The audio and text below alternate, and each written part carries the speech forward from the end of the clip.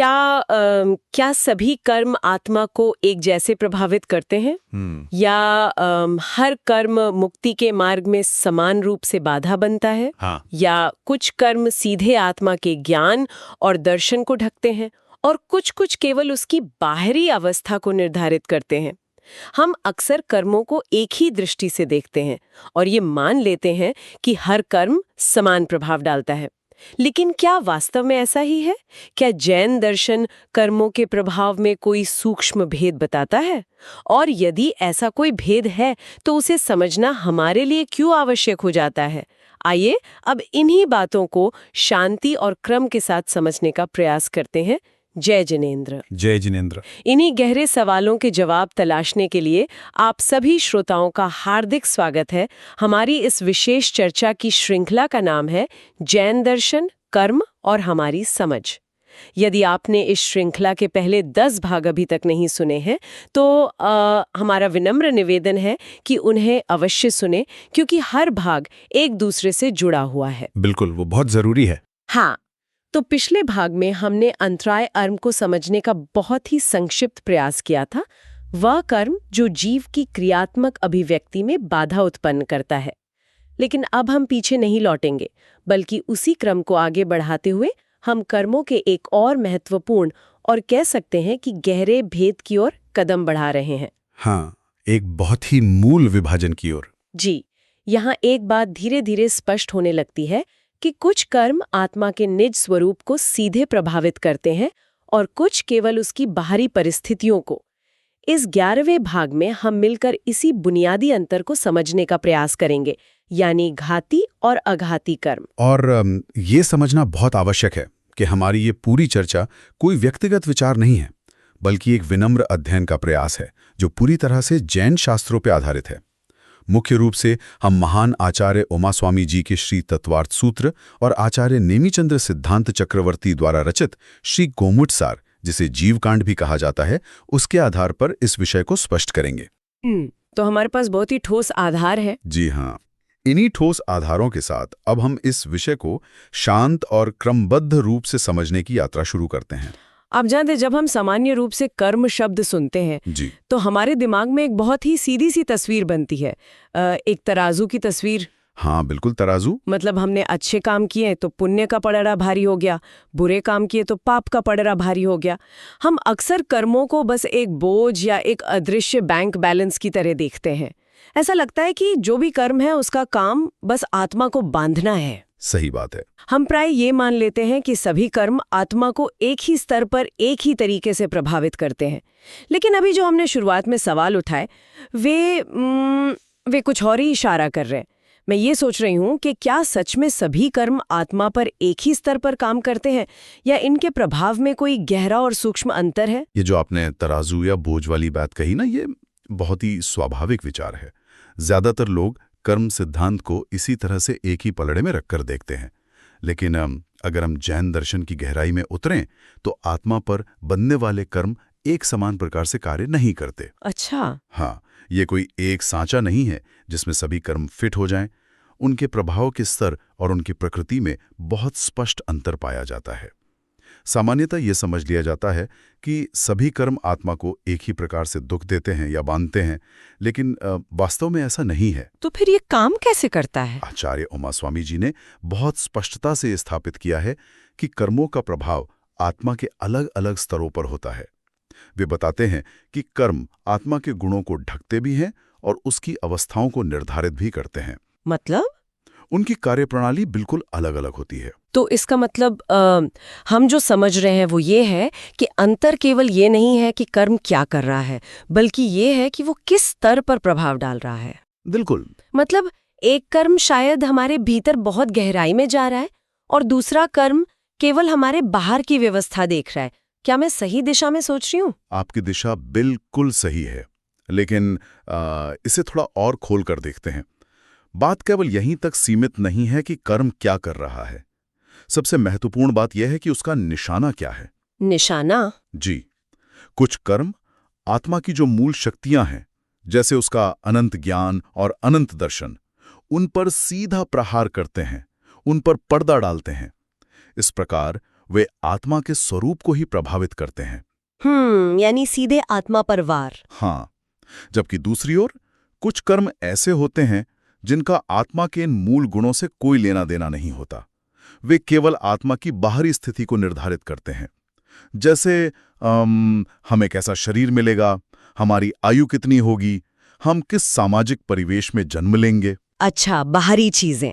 बिल्कुल, या हमारे जीवन में अनुकूल और प्रतिकूल परिस्थितियां कैसी होंगी। गोमटसार में भी इस भेद को बहुत गहराई से स्पष्ट किया गया है। वहां बताया गया है कि सभी कर्म आत्मा के एक ही केंद्र पर वार नहीं करते, बल्कि उनका प्रभाव विभिन्न स्तरों पर विभाजित होता है। कुछ भीतर के स्वरूप को धूमिल करते हैं और कुछ केवल बाहरी व्यवस्था का निर्माण करते हैं। एकदम सही। पर रुकिए, यहाँ मुझे एक उलझन हो रही है। अगर ये बात इतनी ही सीधी है कि कुछ अंदर काम कर रहे हैं और कुछ बाहर, तो फिर जैन दर्शन में कर्मों को इस तरह से अलग अलग श्रेणियों में बांटने की या कहें कि घाती और अघाती नाम देकर इस सख्त वर्गीकरण की आवश्यकता ही क्यों पड़ी? ये एक बहुत ही विचारणीय प्रश्न है। मतलब क्या ये सिर्फ दार्शनिकों के लिए एक तकनीकी या अकादमिक चर्चा नहीं है? इस वर्गीकरण का क्या अर्थ है? अक्सर हमें लगता है कि शास्त्रों में इतने सारे भेद और वर्गीकरण केवल नाम रखने या संख्या गिनाने के लिए किए गए हैं, लेकिन ऐसा बिल्कुल नहीं है। तो इसका मुख्य कारण क्या है? जैन दर्शन के अनुसार ये वर्गीकरण किसी तकनीकी जटिलता को बढ़ाने के लिए नहीं, बल्कि हमारे ही अध्ययन और आत्मनिरीक्षण को एक स्पष्ट दिशा देने के लिए किया गया है। इसे इस तरह से देखिए, अगर डॉक्टर ये ना समझे कि बीमारी शरीर के किस अंग में है, तो वो सही इलाज कैसे करेगा? हाँ, बिना डायग्नोसिस के तो इलाज नहीं हो सकता। बिल्कुल।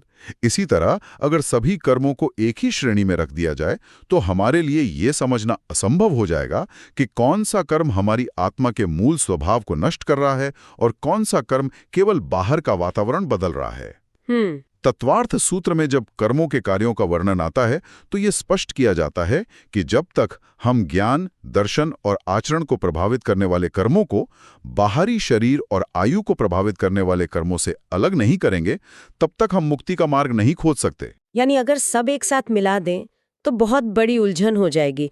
हम यही नहीं समझ पाएंगे कि असली लड़ाई किसके खिलाफ है। हम शायद बस बाहर की परिस्थितियों से लड़ते रह जाएंगे और भीतर जो नुकसान हो रहा है उस पर हमारा ध्यान ही नहीं जाएगा। बिल्कुल सटीक बात कही आपने। यही इस वर्गीकरण का मुख्य उद्देश्य है। ये समझ को स्पष्ट, व्यवस्थित और सार्थक बनाने के लिए है। आचार्य महोदय का जो संकेत है वो यही है कि यदि हम सभी कर्मों को एक ही स्तर पर तौलेंगे, तो हम कभी ये नहीं जान पाएंगे कि आत्मा की वास्तविक स्वतंत्रता में मुख्य बाधा कौन है।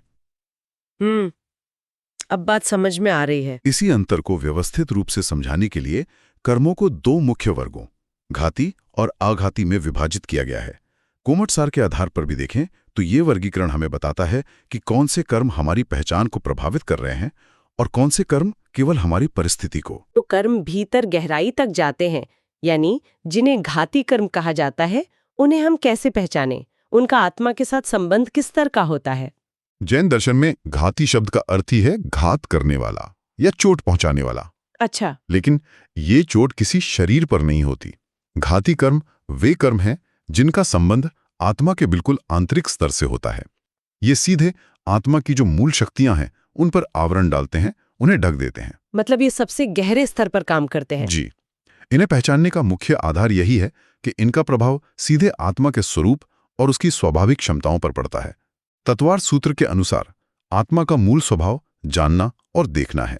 ज्ञान, दर्शन, सुख और वीर्य यानी ऊर्जा, ये आत्मा की अपनी संपत्ति हैं।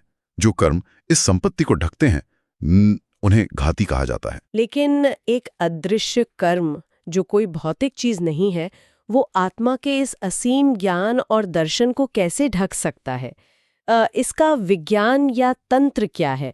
क्योंकि ये बात पचने में थोड़ी मुश्किल लग रही है कि कोई कर्म हमारी चेतना को ही अंधा कर दे। मैं बताता हूं। इसे समझने के लिए हमें थोड़ा इसके तंत्र को देखना होगा। जैन दर्शन में कर्म कोई अमूर्त विचार नहीं है, बल्कि अत्यंत सूक्ष्म भौतिक कण हैं जिन्हें कर्म वर्गणा कहा जाता है। सूक्ष्म भौतिक कण? हाँ, इसे आप एक बहुत ही सरल और सटीक उदाहरण से समझ सकती हैं। कल्पना कीजिए कि एक बहुत ही साफ और चमकदार दर्पण है। उस दर्पण का स्वभाव क्या है? उसका स्वभाव तो सामने मौजूद हर चीज को स्पष्ट रूप से प्रतिबिंबित करना है, उसे दिखाना है। बिल्कुल। लेकिन अगर उस दर्पण पर धीरे धीरे बहुत घनी धूल की परतें जमने लगें तो क्या होगा? क्या दर्पण अपनी प्रतिबिंब दिखाने की क्षमता भूल गया है? नहीं, क्षमता तो वही है, बस वो धूल के वजह से दिख नहीं रही है। एकदम सही। दर्पण की क्षमता अभी भी वही है, लेकिन वो धूल की परतों से इस कदर ढक गई है कि अब उसमें कुछ दिखाई नहीं देता। बस यही विज्ञान घाती कर्म का है। आत्मा वह दर्पण है जिसके पास अनंत ज्ञान और दर्शन की क्षमता है, हम्म। और घाती कर्म वह सूक्ष्म धूल है जो आत्मा के उस मूल स्वभाव को ढक लेती है। वे आत्मा की उन शक्तियों का घात करते हैं जिनके द्वारा आत्मा जानती है, देखती है और सही आचरण करती है। अब ये बहुत ही स्पष्ट हो रहा है, मतलब घाती कर्म का सीधा संबंध आत्मा की वास्तविक पहचान और उसकी मूल क्षमता से है। ये बाहरी दुनिया की बात नहीं कर रहा है, इसका शरीर से, पैसे से, समाज से कोई लेना देना नहीं है। नहीं, बिल्कुल नहीं। ये सीधे उस चेतना के भीतर की बात कर रहा है। हाँ, और यहाँ एक बहुत ही महत्वपूर्ण सिद्धांत समझना आवश्यक है। घाती कर्मों की पहचान उनके बाहरी प्रभाव से नहीं होती, बल्कि इस बात से होती है कि वो आत्मा के स्तर पर क्या कर रहे हैं। अच्छा, तो बाहर से शायद पता भी ना चले। करता है तो वो घाती कर्म की श्रेणी में आता है, चाहे उसका बाहरी जीवन कितना भी सफल या शांत क्यों न दिखाई दे। घाती कर्मों को आत्मा के स्वरूप से सीधे जुड़ा हुआ माना गया है, क्योंकि उनका कार्यक्षेत्र वही है जहां आत्मा की वास्तविक पहचान स्थित होती है। बाहरी प्रभाव चाहे जो हो, अगर निशाना सीधा आत्मा की शक्तियों पर है तो वो घाती है। बहुत अद्भुत। तो अगर घाती कर्म भीतर के स्वरूप को इतनी गहराई से प्रभावित करते हैं, तो दूसरे प्रकार के कर्म, अघाती कर्म, वे आत्मा के किस हिस्से से जुड़े हैं? वे किस प्रकार के प्रभाव को दर्शाते हैं? जैसे घाती कर्म आत्मा के स्वभाव से जुड़े हैं, वैसे ही अघाती कर्म आत्मा के परिवेश या अवस्था से जुड़े हैं। जैन दर्शन के अनुसार अघाती कर्म वे कर्म हैं जो आत्मा की मूल शक्तियों को न तो सीधे प्रभावित करते हैं और न ही उन्हें ढकते हैं। तो वे करते क्या हैं? वे केवल उस अवस्था और उन परिस्थितियों का निर्माण करते हैं जिनमें आत्मा संसार में रहती है। इन्हें अघाती इसलिए कहा जाता है क्योंकि ये आत्मा के मूल गुणों जैसे ज्ञान या दर्शन का घात नहीं करते। ये आपको अज्ञानी नहीं बनाते, ये बस आपके आसपास का माहौल तैयार करते हैं। अगर मैं इसे एक दृश्य के रूप में उकेरने की कोशिश करूं, क्या हम इसे एक नाटक के मंच की तरह देख सकते हैं? मान लीजिए आत्मा एक बहुत ही बेहतरीन अभिनेता है। बहुत अच्छा उदाहरण है। तो क्या घाती कर्म वह बीमारी है जिससे अभिनेता अपनी एक्टिंग भूल जाता है और अघाती कर्म केवल वह कॉस्ट्यूम या स्टेज है जो उसे दिया गया है? ये बहुत ही सटीक और सुंदर उपमा है। बिल्कुल ऐसा ही है। हाथी कर्म वास्तव में उस अभिनेता की कला, उसकी स्मृति और उसकी क्षमता पर प्रहार करता है, लेकिन अघाती कर्म डायरेक्टर की तरह है जो केवल भूमिकाएं बांटता है। अच्छा, भूमिकाएं बांटता है। अघाती कर्म ये तय करता है कि इस बार आप राजा का कॉस्ट्यूम पहनेंगे या भिखारी का। आपको मंच कैसा मिलेगा, महल का या झोपड़ी का। तत्वार्थ सूत्र में स्पष्ट किया गया है कि अघाती कर्म शरीर का प्रकार, आयु की अवधि, सामाजिक स्थिति जिसे गोत्र कहते हैं, और सुख दुख के बाहरी साधनों को निर्धारित करते हैं। ये कर्म अभिनेता की कला को नष्ट नहीं करते, बस उस वातावरण को निर्मित करते हैं जिसमें वे अभिनय कर रहा है। गुम्मट सार में भी यही कहा गया है कि जिन कर्मों का प्रभाव आत्मा के बाहरी व्यवस्था और अनुभव पर होता है वे अघाती वर्ग में आते हैं। तो यहाँ बाहरी से मतलब सिर्फ हमारा भौतिक शरीर तो नहीं होगा, इसमें और क्या-क्या शामिल है? नहीं, यहाँ बाहरी का अर्थ केवल शरीर तक सीमित नहीं है। शरीर तो बस एक हिस्सा है। बाहरी का अर्थ है वो समस्त परिस्थिति जिसमें आत्मा अपनी अवस्था का अनुभव करती है। जैसे कि आपका परिवार, आपकी आर्थिक स्थिति, आपके जीवन में आने वाली सफलता असफलता के बाहरी साधन, यहाँ तक कि मौसम और आसपास का वातावरण, ये सब अघाती कर्म के क्षेत्र में आता है। यहाँ ये समझना बहुत जरूरी है कि यदि कोई कर्म आत्मा की जानने देखने की शक्ति को बिना नुकसान पहुंचाए केवल उसकी अवस्था या स्थिति को निर्धारित करता है तो वो अघाती कर्म है। लेकिन रुकिए, यहाँ एक बहुत बड़ा सवाल खड़ा होता है। श्रोता शायद ये सोच रहे होंगे कि अगर अघाती कर्म केवल बाहर का माहौल तय करते हैं, जैसे कोई बाहरी दुख या किसी ने हमारा अपमान कर दिया, तो फिर उस बाहरी घटना से हमारी आत्मा अंदर से विचलित क्यों हो जाती है? हम दुखी क्यों हो जाते हैं? क्या बाहर का अघाती कर्म भीतर के घाती कर्म को ट्रिगर करता है? यह इस पूरी चर्चा का सबसे गहरा और व्यवहारिक बिंदु है। इसे बहुत ध्यान से समझिएगा। अघाती कर्म आपको कभी दुखी नहीं कर सकता। वह केवल परिस्थिति लाता है। मतलब परिस्थिति खुद दुख नहीं है। बिल्कुल नहीं। उदाहरण के लिए किसी ने आपको अपशब्द कहें, वह अपशब्द आपके कानों तक पहुंचे, यह आघाती कर्म का उदय है। यह सिर्फ एक बाहरी परिस्थिति है। उस अपशब्द में इतनी ताकत नहीं है कि वह आपकी आत्मा के स्वरूप का घात कर सके। लेकिन जब आप उस अपशब्द को सुनकर क्रोधित होते हैं, अपना मानसिक संतुलन खो बैठते हैं, तब आप अपने भीतर के घाती कर्म, विशेषकर मोहनीय कर्म, उसके प्रभाव में आ जाते हैं। ओह, तो हम खुद प्रतिक्रिया देते हैं। हाँ। हम गलती क्या करते हैं?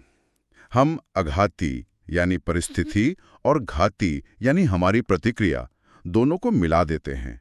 आघाती कर्म सिर्फ एक मंच तैयार करता है। उस मंच पर हम कैसा बर्ताव करते हैं, ये हमारे भीतर की बात है। इसी कारण आघाती कर्मों को केवल बाहरी अवस्था से जुड़ा हुआ माना गया है। उनका प्रभाव उस स्तर पर होता है जहां आत्मा परिस्थितियों को जीती है, न कि उस स्तर पर जहां उसकी चेतना स्थित होती है। ये तो बहुत ही आंखें खोलने वाला विचार है। हम सब ने अपने जीवन में कभी न कभी ये अनुभव किया है कि हमारे आसपास का वातावरण लगातार बदलता रहता है। बिल्कुल। कभी बहुत सुख है तो कभी अचानक दुख आ जाता है। ये जो बाहरी बदलाव और अनुभव की व्यवस्था है, वो आघाती है। और जब हम ये समझ लेते हैं कि ये सिर्फ मंच बदल रहा है, हमारी चेतना नहीं, तो शायद जीवन का तनाव ही कम हो जाए। बिल्कुल सही कहा आपने। यही इस दार्शनिक समझ का सबसे बड़ा व्यवहारिक लाभ है। यह स्पष्ट करता है कि आघाती कर्म केवल शरीर और बाहरी अवस्था को निर्मित करते हैं, आत्मा के स्वरूप को नहीं। तो इन दोनों यानी घाती और आघाती के बीच वो सबसे महत्वपूर्ण मूल अंतर क्या है, जिसे एक श्रोता को अपने साथ हमेशा याद रखना चाहिए?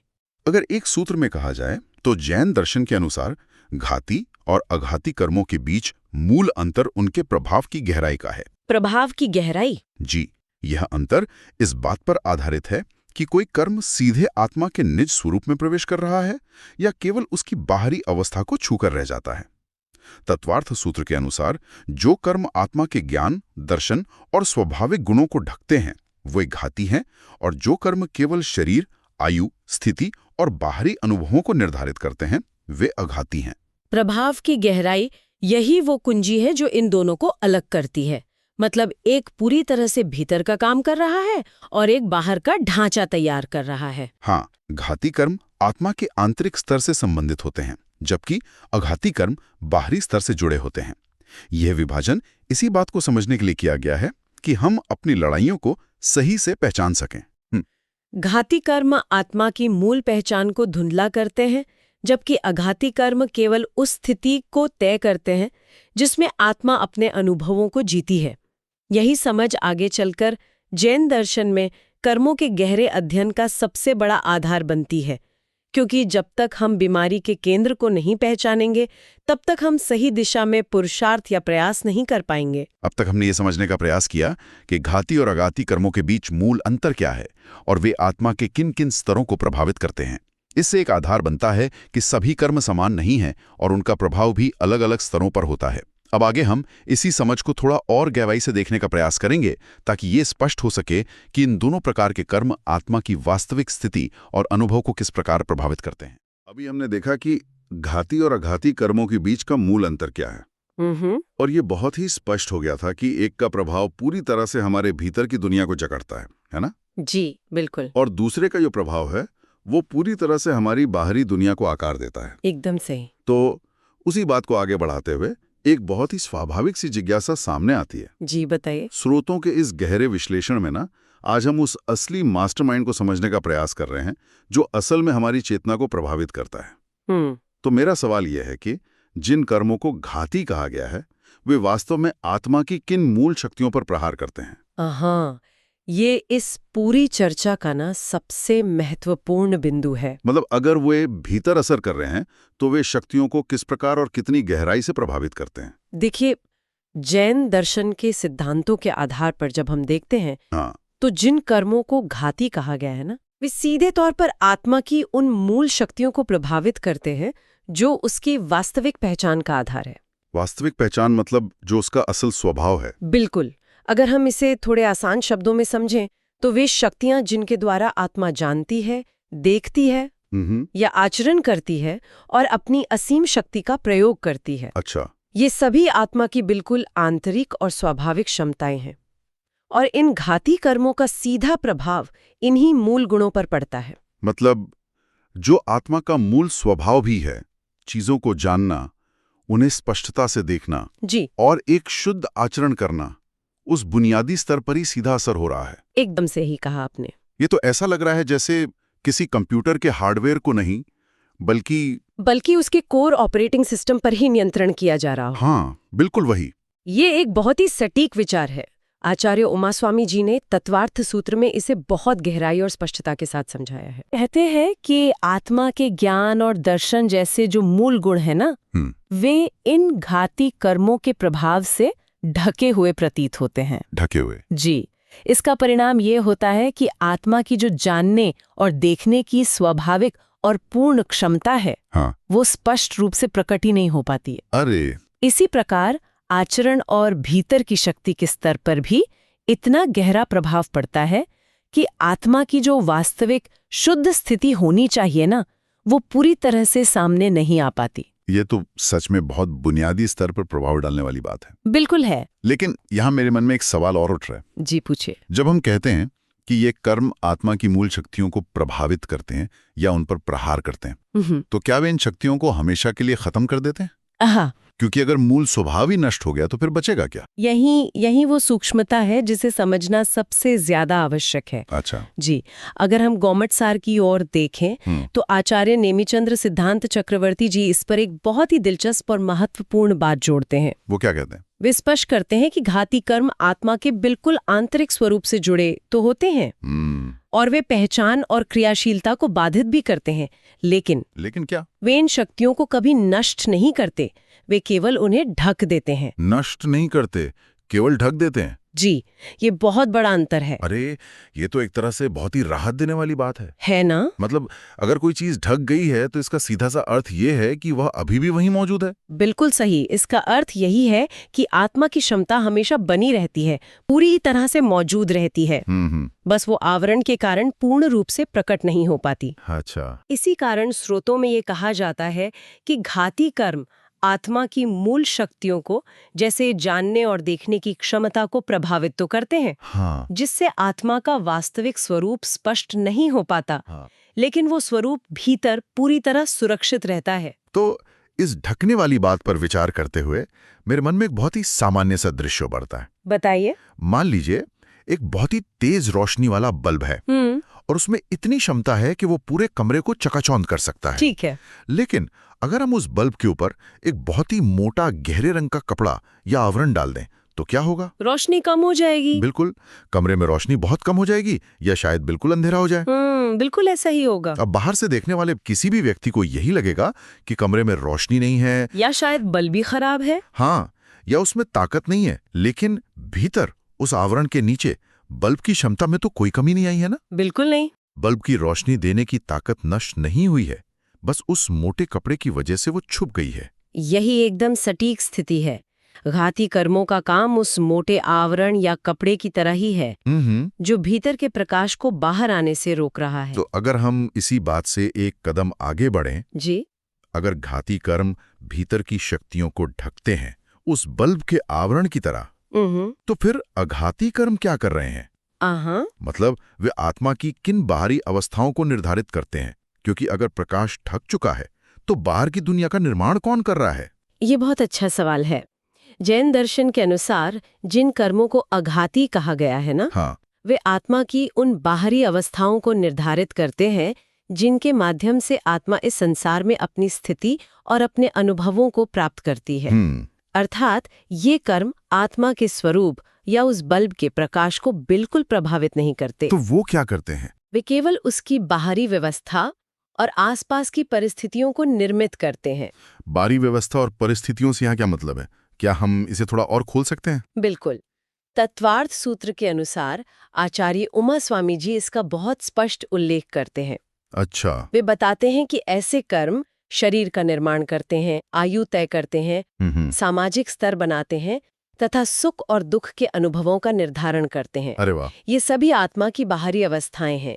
इन्हीं भौतिक और बाहरी परिस्थितियों के माध्यम से आत्मा अपने जीवन का अनुभव करती है। अच्छा, तो मतलब हमें कैसा शरीर मिलेगा, हम कितने वर्ष तक जीवित रहेंगे, जी समाज में हमारा रुतबा क्या होगा और हमें किस तरह की बाहरी सुख सुविधाएं या तकलीफें मिलेंगी, ये सब आघाती कर्म तय कर रहे हैं। जी बिल्कुल।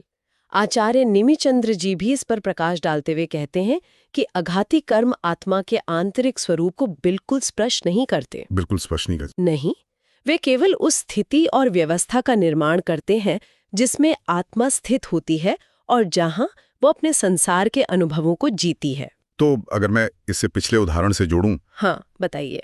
तो ये ऐसा लग रहा है जैसे बल्ब तो ढका हुआ है, लेकिन वो बल्ब किस कमरे में लगा है, वो कमरा महल है या झोपड़ी, हाँ वहां का तापमान कैसा है, ये सब आघाती कर्म तय कर रहे हैं। बहुत खूब। या फिर इसे ऐसे देखें जैसे किसी नाटक के लिए एक विशाल मंच या स्टेज तैयार किया जा रहा हो।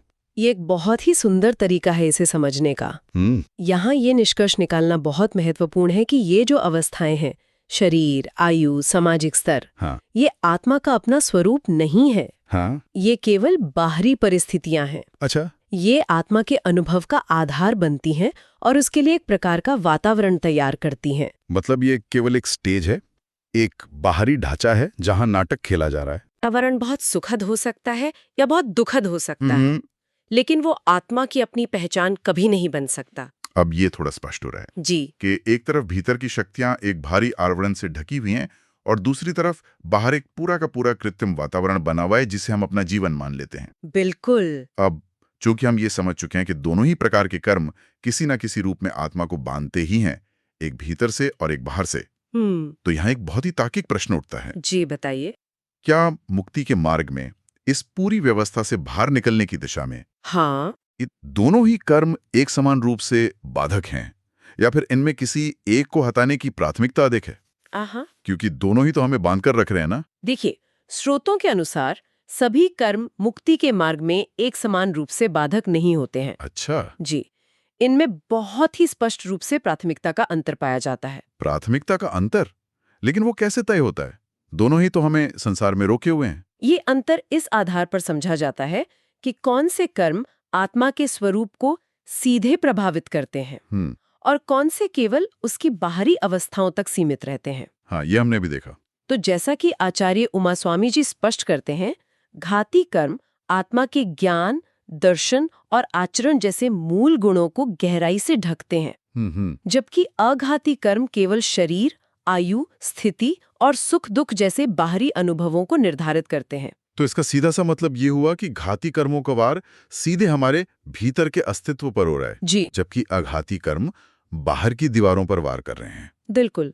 घाती कर्म आत्मा के आंतरिक स्वरूप पर सीधा प्रहार करते हैं, जबकि अघाती कर्म बाहरी स्तर तक ही सीमित रहते हैं। अच्छा। आचार्य नेमिचंद्र जी इसे और भी स्पष्ट करते हुए बताते हैं कि चूंकि घाती कर्म आत्मा की वास्तविक क्षमता और उसके मूल गुणों को ही रोक देते हैं, इसलिए वे मुक्ति के मार्ग में प्राथमिक बाधा यानी प्राइमरी ऑब्स्टिकल माने जाते हैं। लेकिन यहाँ मुझे एक उलझन हो रही है। कैसी उलझन? अगर अघाती कर्म बाहर का शरीर और सुख दुख तय कर रहे हैं, हाँ, तो सोचिए, अगर किसी के शरीर में भयंकर पीड़ा हो रही हो, तो वो इंसान भीतर के गुणों के बारे में कैसे सोच सकता है?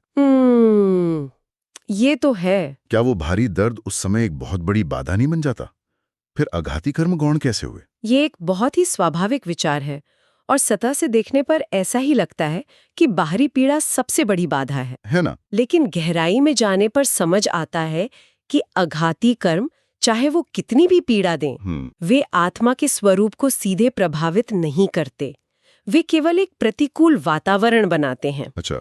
इसलिए इस पारमार्थिक दृष्टि से वे गौण यानी सेकेंडरी भूमिका में ही रहते हैं। ये समझना बहुत जरूरी है। मतलब दोनों बाधा अवश्य हैं। बिल्कुल। लेकिन एक प्राथमिक है क्योंकि वो मैं कौन हूं इसे भुला देती है, और दूसरी गौण है क्योंकि वो सिर्फ मेरे साथ क्या हो रहा है ये तय करती है। बहुत खूब। यहाँ इस बात पर विशेष ध्यान लेना चाहिए कि अघाती कर्म भी संसार में बंधन का कारण अवश्य है। हाँ, ऐसा नहीं कि वो कोई बंधन नहीं है। बिल्कुल, ऐसा बिल्कुल नहीं है कि वे बंधन नहीं है, लेकिन वे आत्मा की मूल पहचान को ढकते नहीं हैं। इसके विपरीत घाती कर्म आत्मा की स्पष्टता को ही बाधित कर देते हैं। सही बात है। इसलिए मुक्ति के दिशा में प्रगति के लिए सबसे पहले उन घाती कर्मों के प्रभावों को समझना और उसे हटाना सबसे अधिक आवश्यक माना जाता है। यानी दोनों मिलकर बंधन तो बनाते हैं, ये तो पक्का है। जी। लेकिन अगर हमें आगे बढ़ना है तो सबसे पहली आवश्यकता घाती कर्मों के उस आवरण को हटाने की है। एकदम सही। सभी कर्म बाधक तो है, लेकिन घाती कर्म मुक्ति के मार्ग में अधिक प्रमुख और प्राथमिक बाधा होते हैं। अघाती कर्म उनकी अपेक्षा गौण होते हैं। तो इस गौण और प्राथमिक वाली बात से मेरे मन में एक बहुत ही रोचक और गहरा परिदृश्य भर रहा है। अच्छा, बताइए। मान लीजिए कोई व्यक्ति किसी तरह से अपनी बाहरी परिस्थितियों को पूरी तरह से बदल दे, या यूं कहें कि वो अपने अघाती कर्मों को पूरी तरह से हटा दे या अपने अनुकूल कर ले। ठीक है। उसका शरीर बिल्कुल निरोगी हो जाए, उसकी आयु बहुत लंबी हो, बाहरी सुख दुख सब उसके नियंत्रण में आ जाए। एक आदर्श बाहरी स्थिति। हाँ। तो क्या केवल इस बाहरी आवरण के हट जाने या बदल जाने से आत्मा की मुक्ति संभव हो जाएगी? हाँ, दर्शन के सिद्धांतों के आधार पर इसका उत्तर बहुत ही स्पष्ट और सीधा है। क्या है वो? केवल अघाती कर्मों के हट जाने या बदल जाने से आत्मा की मुक्ति कभी संभव नहीं हो सकती। ऐसा क्यों? अगर बाहर का सारा बंधन हट गया, कोई पीड़ा नहीं, कोई सामाजिक दबाव नहीं, तो फिर मुक्ति क्यों नहीं? क्योंकि मुक्ति का सीधा संबंध आत्मा के स्वरूप की पूर्ण स्पष्टता से है। अच्छा। उसकी आंतरिक शक्तियों के पूर्ण रूप से प्रकट होने से है। बाहरी व्यवस्था के अनुकूल होने या न होने से इसका सीधा संबंध नहीं है। तत्वार्थ सूत्र में आचार्य उमा स्वामी जी स्पष्ट कहते हैं कि घाती कर्म आत्मा के ज्ञान, दर्शन और आचरण जैसे मूल गुणों को ढकते हैं। हाँ, ये हमने समझा भी। तो जब तक ये घाती कर्म विद्यमान रहते हैं, तब तक आत्मा की वास्तविक क्षमता पूर्ण रूप से प्रकट हो ही नहीं पाती। सही बात है। और इसी कारण चाहे बाहर कितना भी अनुकूल वातावरण क्यों ना हो, मुक्ति की अवस्था प्राप्त नहीं हो सकती। तो ये तो एक तरह से सोने के पिंजरे वाली बात हो गई। बिल्कुल। मतलब अगर पिंजरा सोने का हो जाए, बाहर सब कुछ बदल जाए, बहुत सुख सुविधा आ जाए, लेकिन भीतर का वो आवरण, वो घाती कर्म मौजूद रहे, तो पंछी आजाद नहीं हुआ, वो बस एक अच्छी जगह कैद है। बिल्कुल। अघाती कर्म शरीर, आयु, स्थिति जैसी बाहरी अवस्थाओं को निर्धारित करते हैं।